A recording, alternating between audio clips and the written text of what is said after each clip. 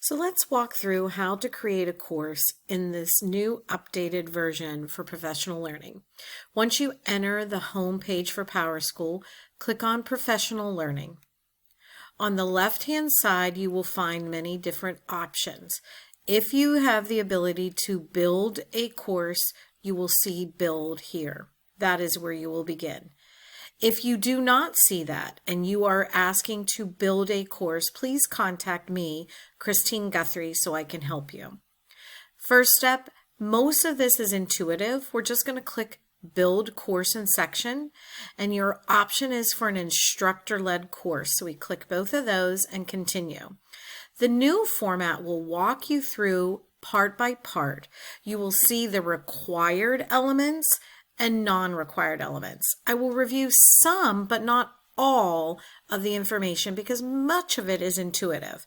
So the course is like having the description in your catalog, but the section which we will build later is what may change as time and place may change with when it's offered. For example, year after year, you may have a course on equity, but the section will change. So this is building that hub in the course. So this is our first step. You're giving it a title, and that is required.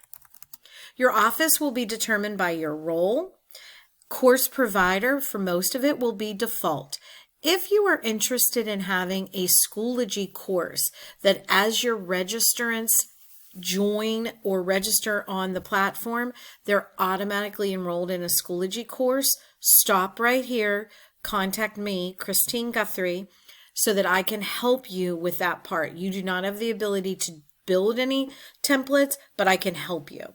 But for most of you, you're going to hit default provider and hit create.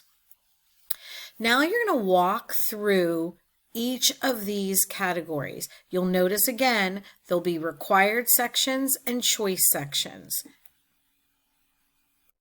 One caveat in the credit area, you may choose more than one. What this will do will allow for the participants to decide, do they want to get MSDE credit or professional learning hours? You may have all three choices. The only other thing to remember with the credits is that if you are using MSDE credit, you must have the credit and the hours filled in. Schoology template, again, don't touch that unless you've prearranged that with me. You will have an option if you want to use a course survey. There's one in there for you. And the course notes, this really only applies to the builder or the instructor. The participants will not see that. The prerequisites, this might be something you want to use if there was a course that participants needed to complete prior to your course. For example, someone might have had to complete the introductory course before they can take the advanced course. When you click on the edit prerequisites, you'll see a menu and you'll need to find the other course that has already been built into the platform. Click that and it'll go from there. The last one is another one that is an option. It's not used very often, but what it does is allows for participants to enroll in multiple sections of the same course. An example of that might be that you are offering October PD and you're giving them choice. So from the 8 to 11 course that is all focused on strategies to support Tier 1 instruction, you might have a course that's offered on how to scaffold. Another one might be how to differentiate. Another one might be focusing on how to create an equitable and inclusive environment. That would be a time where you have the one hub that describes the October PD and what its focus will be, but you're going to allow for them to register for more than one section at a time. I'm moving on to competencies. Competencies relate to our Danielson framework. We're asking that if you can, to make connections to what your course supports in our Danielson framework. Competencies here lists all of them out.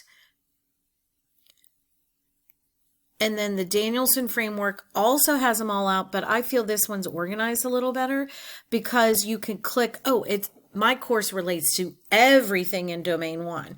So I can click domain 1, or I can click on this little arrow and I can decide, oh, it's everything but resources. Then you click next. We're highly encouraging you to do course tags where you connect the subject area, the grade level area, and then how does this relate to what our system has prioritized for enhancing learning, student outcome, equity, and so on. Then you click next. Please leave the visibility alone. We want it to stay as Calvert. These other ones, we don't really recommend you use them, but you can if you wanted to do exactly what it shows. Restrict, require, or recommend. Next, if I wanted to add resources, this is where I could add resources. I click on here. I'm going to do new resource. I could embed something. I can attach something. If I use it, then I'm required to give it a name. If I'm not going to use it, I'm simply going to move on. And that is the end of that course creator. So now the hub is ready to go. And now I need to give the details about where are we meeting, who's instructing it, what time. And that's called a section. So I'm going to click on Add Section. And I'm going to give it a name. And one of the things I like to do is I like to repeat the title of the course, but I like to also include what makes this different from the course. Oh, it's happening in the fall of 2024. Oh, it's choice 1 of the October PD session. You click Add. Now, this is where you're going to go fill in everything that's required in the section details, and then you'll come over here and click class, time, and details. So the required is the contact, the name is already done. The contact person is anyone who can answer questions about the course. So it can be the creator, it can be the supervisor, it can be the instructor. We want to add an instructor, even though it doesn't say required, you want to add at least one instructor because the instructors are the one then that can have access to emailing, they can access the attendance, they can add or remove people. So you want to add at least one instructor. I'm going to click the blue button to add. I'm going to search the name and then I click update. There is only one Guthrie, so I click on that. And I want to add another instructor, so I click search again. I'm going to come up here and remove what I had put in, type in the last name, click update. If there's more than one, then you find the one, you click it. We click add user again. And then I'm going to see, yep, that's who I want. And I move on to the other components. And so now I have, where is this going to take place? And that's required. Maximum participants is required. But when do I want registration to end is not required. You decide if you want to use that. A new feature is minimum number of registrants. You may want to consider this if you don't want to run the course, if you don't have at least, say, 10 people registered. When do you want that deadline to be? This is another part that's required. When do you want this to be released to the catalog? Is it the day you're building it? Is it in the future? Attendance. Most of you are going to do once a day, but if you have a full day training and you give them a break for lunch and you want to take a second formal attendance for the afternoon, then you would click twice a day. And then you have the wait list. That is an option if you want to implement that. Do not hit release section yet. Come over here to class time.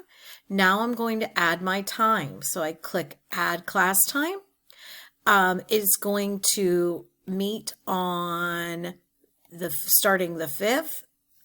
And it's going to meet from 8, say, to 10 o'clock.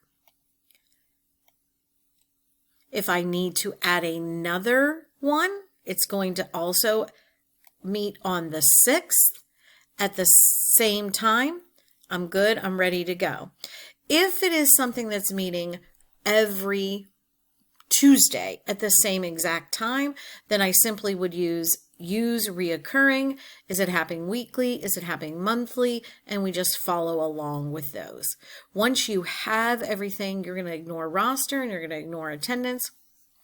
Once you have everything, you're going to go ahead and click release section, and you'll notice that, oh, I forgot to put something in. It will always remind me if I forgot to put something in, and I can simply go to section details. So then once it's built, you're going to see this green check mark, meaning it's built, but there's still one more thing to do. And I'm going to click on that.